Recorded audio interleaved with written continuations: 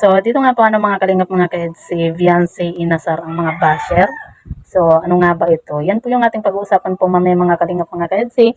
Pero bago po natin ipagpatuloy ang video ito sa mga bago pa lang po sa ating munting channel, huwag po natin kalimutang suportahan ng ama ng kalingap Kuya Val Santos Matubang at Kalingap Rap. At paunawa panoorin po muna ang full video bago mag-comment para malaman ang nilalaman niyo. So, dito nga po mga kalingap mga kaedsi, Viancy Inasar ang mga basher.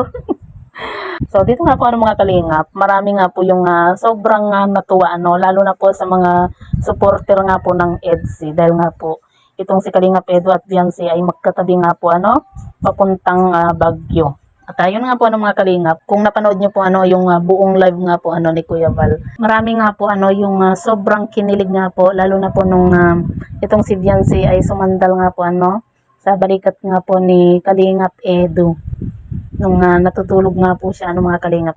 At itong si Kalingap Edo naman po mga kalingap, habang natutulog nga po itong si Viancy sa balikat po niya, bigla po niyang binuksan nga po yung ilaw, di ba? Kaya huli kam tuloy itong si Viancy nga po mga kalingap.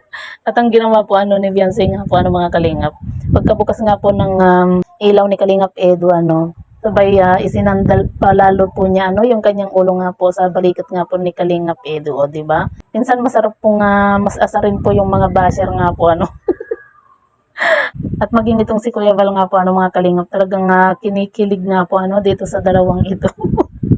Talagang botong-boto itong si Kuya Val nga po dito kay Viancy para kay Kalingap Edu nga po mga kalingap. Kasi nakikita po kasi nila na talagang mabait po itong si Viancy, Hindi po kasi siya nagbabago nga po. At ayan nga po mga kalingap, grabe ang dami pong kinilig. At syempre, isa na rin po tayo sa sobrang kinilig nga po.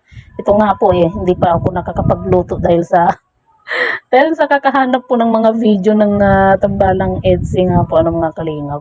Grabe kumaga grabe yung nagagawa ng EDSI po sa atin. Laging napepending po yung trabaho nga po natin sa kakapanood. Pero syempre pero kahit po ganoon masaya po tayo, 'di ba? Kasi isa rin po ito sa pampatanggal stress po natin at pampagood vibes na lang din po mga kalingap. Ito rin po yung isa po sa nagpapagood vibes at nagpapasaya po ng araw nga po natin At yun nga mga kalingap, mas maganda po minsan inaasar pa lalo yung mga basher, 'di ba? Kaya nakakatuwa po yung ginawa po ni Viancy na nung binuksan nga po ni Kalingap Edu yung ilaw. Tapos mas lalo pa po niyang isinandal nga po yung ulo ni Viancy nga po dito kay Kalingap Edu, 'di ba? Kaya naman yung mga basher po inis na inis nga po kasi magkasama po itong si Kalingap Edu at Viancy nga po sa isang sasakyan nga po mga kalingap.